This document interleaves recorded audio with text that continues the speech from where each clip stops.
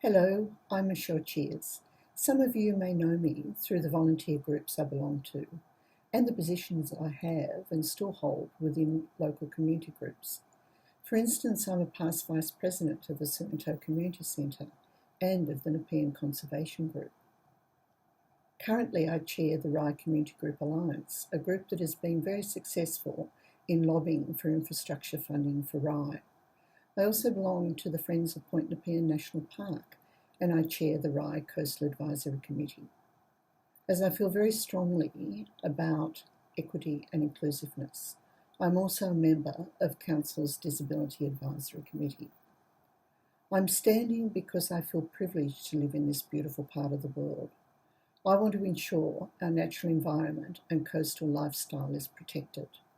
I believe as a councillor, I will be a more effective advocate as I will be able to influence council decision making.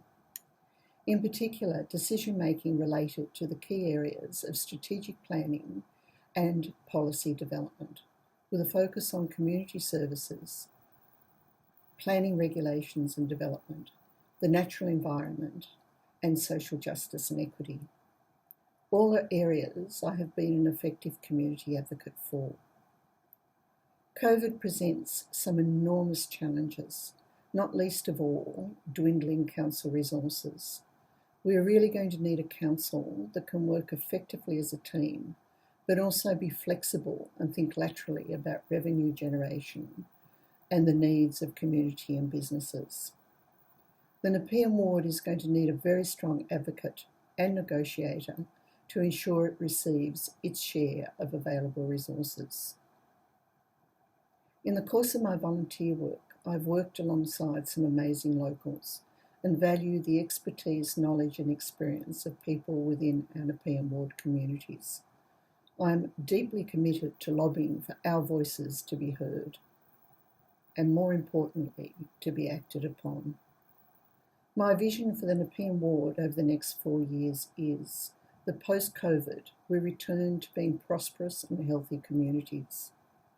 Our community voices are acted upon, with residents, councillors and officers working in partnership. Peninsula planning regulations are independent of Greater Melbourne's planning scheme.